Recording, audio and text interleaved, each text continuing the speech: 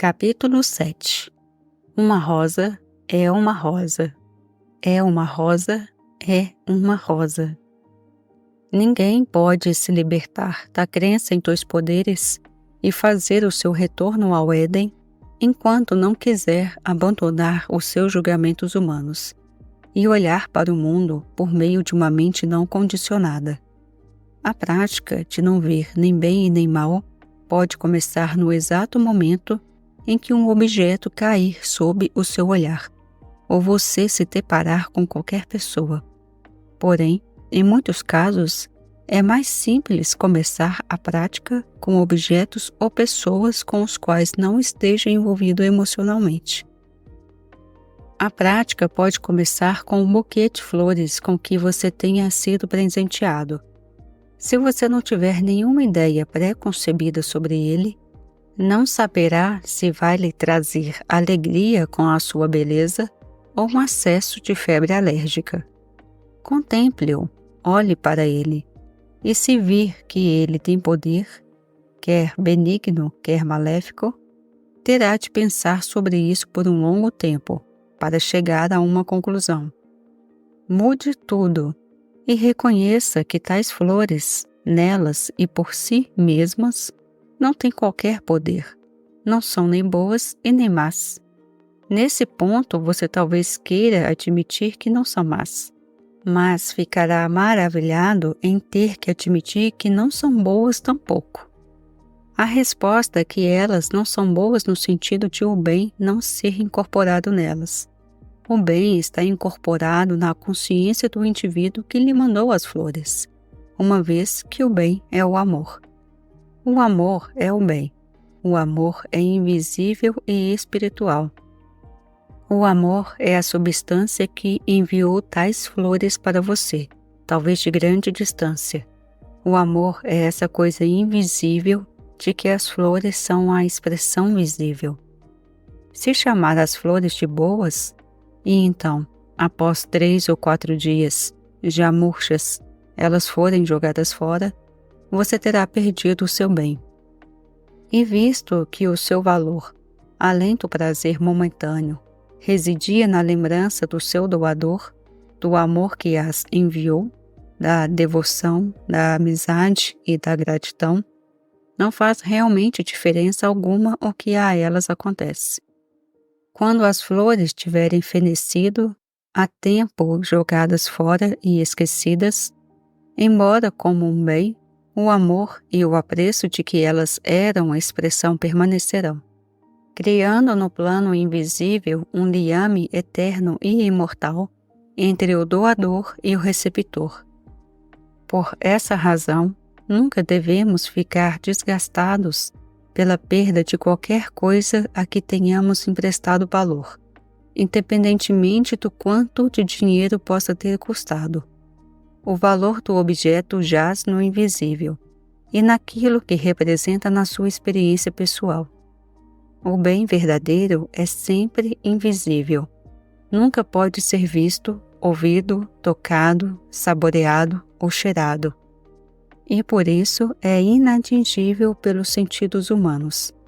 Aquelas flores à sua frente são apenas flores, bonitas sim, agradáveis ao olhar, coloridas e perfumadas. Mas quem disse que o são? Quem disse que são coloridas e cheirosas? Pergunte a si mesmo: elas são bonitas?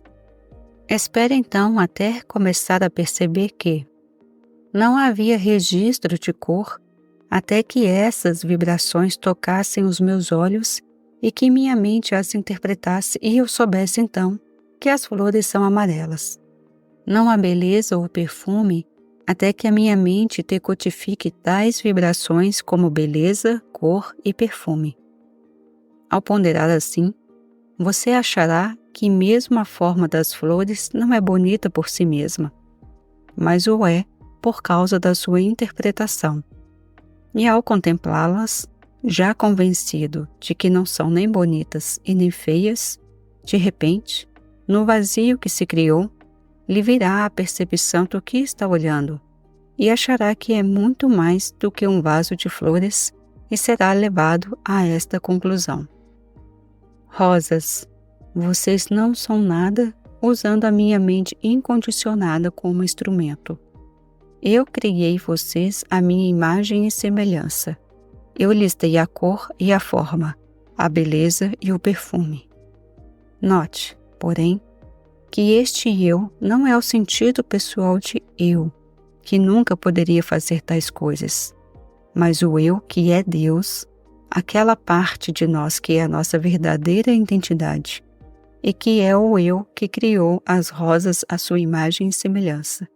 E dessa forma, as flores não são nem boas e nem más, elas são perfeitas. Por si só, elas não são nada, mas pela virtude e graça de Deus, elas são perfeitas. Aos poucos, lhe será revelado que tais flores são a verdadeira forma de Deus em si mesmo, colocadas ali no seu quarto, com alguma finalidade milagrosa. Não são para serem admiradas por um dia, mas como parte da totalidade, da plenitude e da completude de Deus em sua beleza e essência. Tudo neste mundo tem significado espiritual, mas você nunca vai descobrir qual é esse significado consultando dicionários ou enciclopédias. Você só chegará a ter consciência da função e do significado espiritual de qualquer coisa se voltar para dentro do vazio criado por essa reflexão. Isto não é o que parece ser, e eu, por mim mesmo, não posso interpretar essas aparências. Só Deus pode interpretar corretamente. E agora, Pai, o que é isto?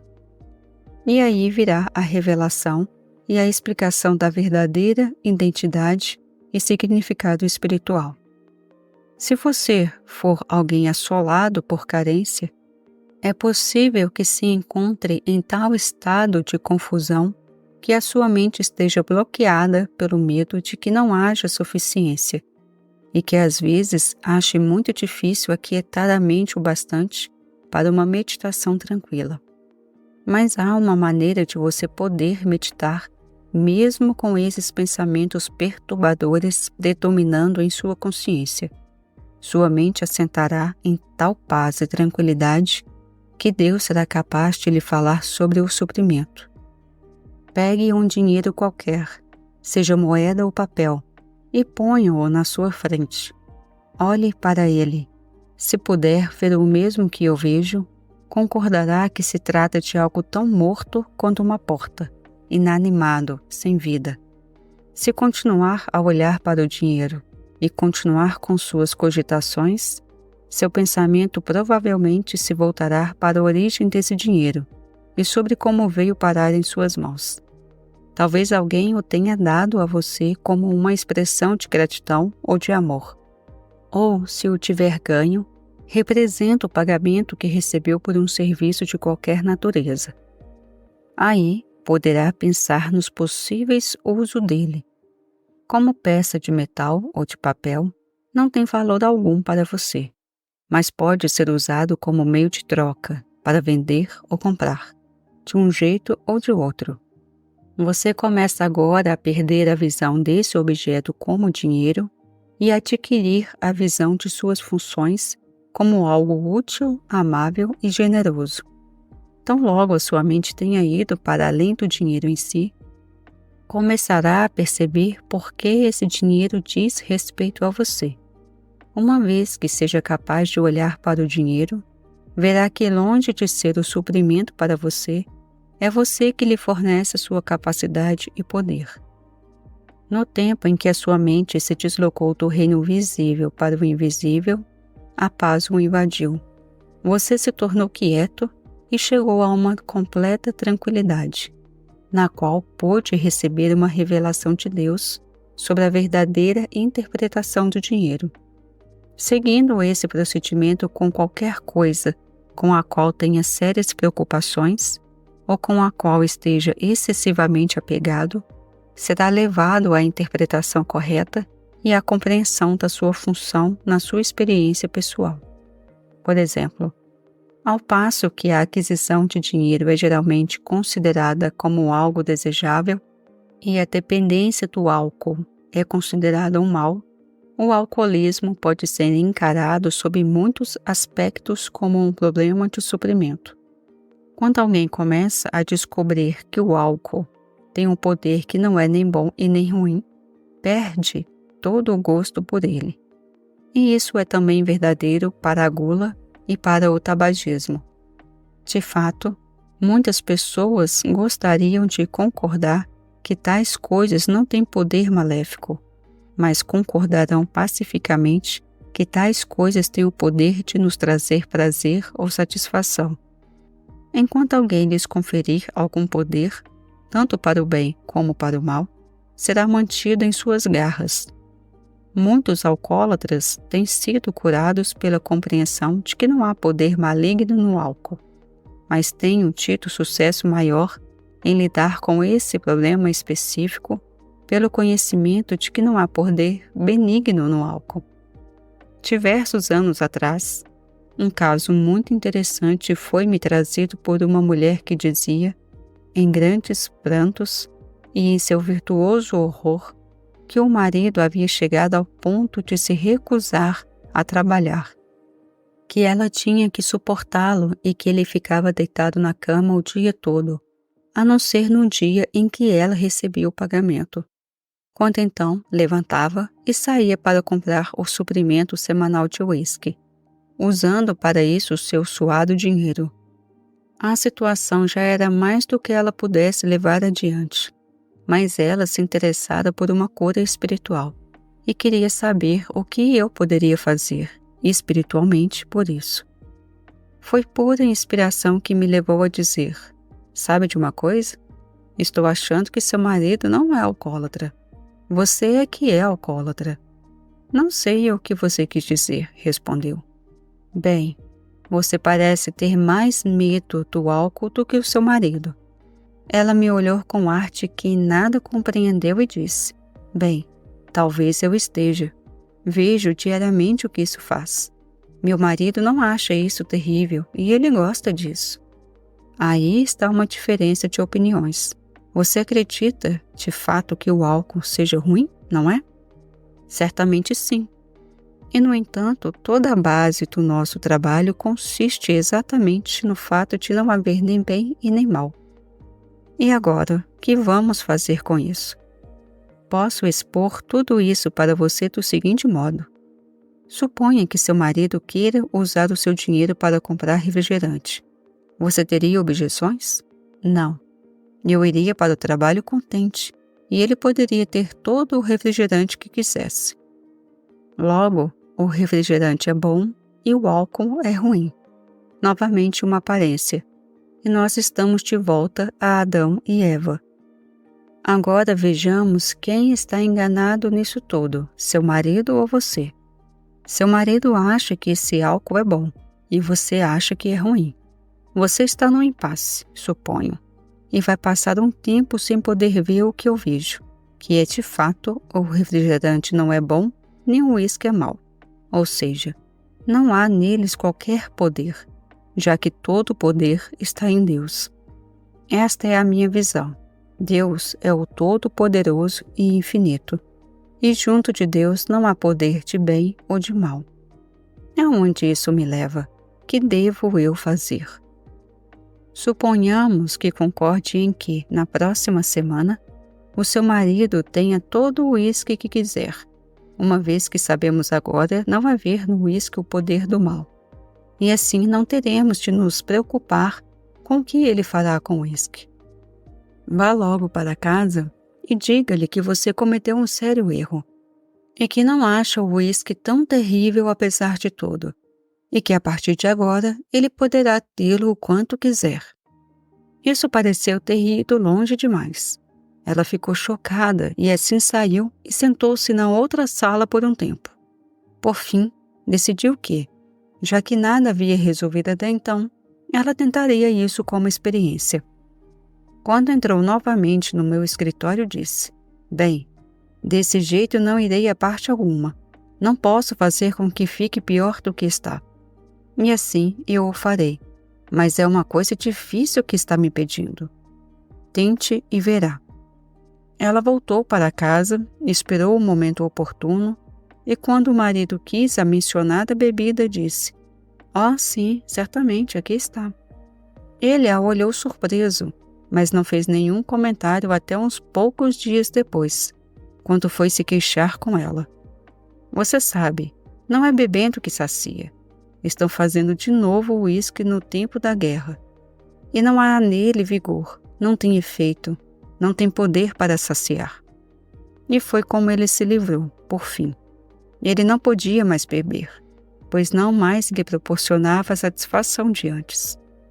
Pela minha observação, acredito que a maioria dos alcoólatras sofra desse mal, não tanto por achar que a sua autoindulgência seja um mal, mas porque pensam que isso derive de algum bem, isto é, algum prazer. Com a descoberta de que o álcool não é bom, desaparece o gosto por ele. Observe isso com cuidado. Não cometa o erro metafísico de declarar que o álcool não é um poder, embora acreditando que o bem, ou seja sagaz em reconhecer que não há poder fora de Deus. Não cometa o erro de temer ou venerar qualquer criatura, quer em forma física, quer em forma de pensamento. Não a tema e nem a glorifique. Glorifique o Criador de todas as formas, e quando o fizer, você não terá o poder do bem ou do mal, mas terá apenas o poder de Deus. E por um breve instante, você estará de volta ao Éden, onde não há nenhum problema, onde não há nenhuma força ou poder agindo sobre você, positiva ou negativamente, onde está apenas suspenso numa atmosfera de paz. Você poderá jogar fora todas as suas preocupações e nunca mais ter uma noite insone, se puder, ao terminar este livro, ter a convicção de que não há nenhuma coisa boa ou má em si mesma. Neste estado de consciência, não haverá nada para preocupá-lo ou para mantê-lo acordado, nem nada que se regozijar. É verdade que, vivendo desse modo, perderá alguma das emoções e excitações da vida humana. Isso não significa, porém, que não deva continuar a se regozijar com as flores ou com a música e com tudo o que há belo no mundo. A única diferença é que você não se tornará excessivamente exaltado com isso. Você será mais que recompensado por essa perda de excitação, pela perda das preocupações que experimentará.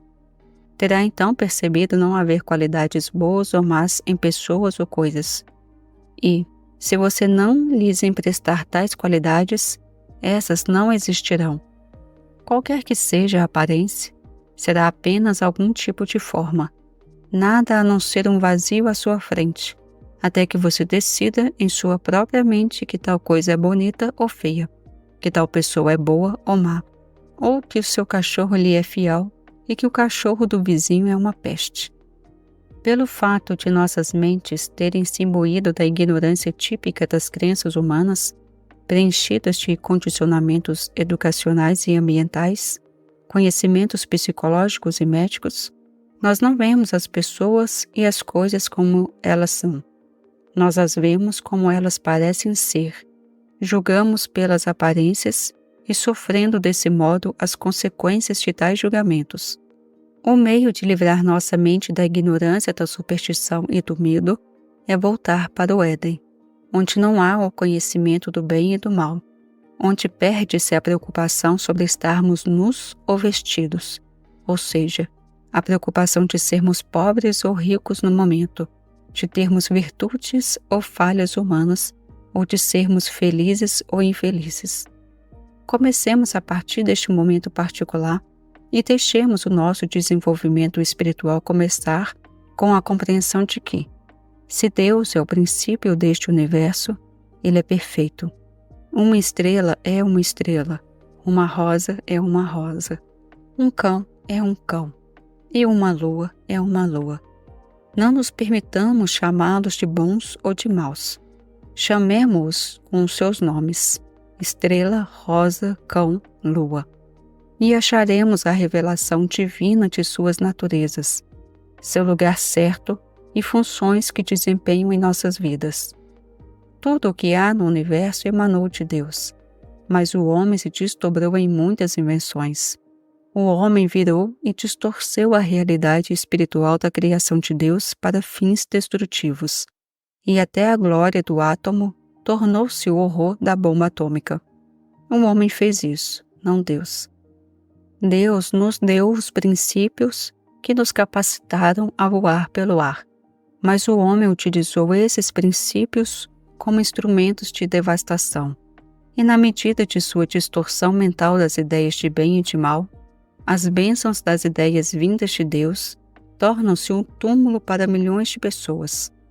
Porém, quando não há traços de bem ou intenções de mal em nossa mente, essa mente não condicionada torna-se um instrumento por meio do qual vertem esse princípio em toda sua pureza, harmonia e perfeição. Na medida em que mantemos nossa mente livre de julgamentos, ela funciona sem preconceitos, e assim, quando os princípios da vida vêm a se expressar, fazem-no como o fizeram por meio de Einstein, como uma pura lei. De modo semelhante, quando o espírito permeia a mente dos praticantes compreensivos, estes assentam em silêncio, sem julgamentos, sem tentar se livrar de uma doença, não tentando superar o pecado e não tentando destruir o medo, mas apenas sentando no vazio da graça de Deus. A verdade os atravessa em sua pureza, e o paciente diz: sinto-me melhor, ou eu fui curado. O que a humanidade criou e perpetua foi o par de opostos, a crença de que as flores são boas e a erva daninha é má, de que o pita roxo é bom e os insetos da roseira são maus. Se, porém, não nos iludirmos sobre a aparência tanto boa como a má, que não passa de um velho clichê metafísico, não julgando mal, mas reconhecendo que tudo o que existe é pura alma, se expressando de modos infinitos, quem sabe até os insetos da roseira achem o seu lugar correto, onde possa ter uma função não destrutiva. Mesmo as chamadas pessoas más do mundo começam a servir a bons propósitos, induzidas ou espontaneamente. Aproxima-se um tempo em que o mal não mais achará como se manifestar em pessoas, pensamentos ou coisas. Ele será empurrado para fora da terra, pois esta será tão cheia do conhecimento do princípio de um só poder, que o mal não terá nenhum canal de expressão. Será podado tão rapidamente quanto mostrar sua cabeça, por esse poder invisível que permeia a consciência. Olá pessoal, aqui é Daniela e chegamos ao final do capítulo 7 do livro O Trovejar do Silêncio de Joel Goldsmith. Eu espero que vocês tenham gostado, que esteja ajudando a vida de vocês no dia a dia. Deixem no comentário alguma reflexão que vocês tenham feito. Compartilhe o vídeo para que mais pessoas tenham acesso e se inscreva no canal, tá bom? Até breve, tchau!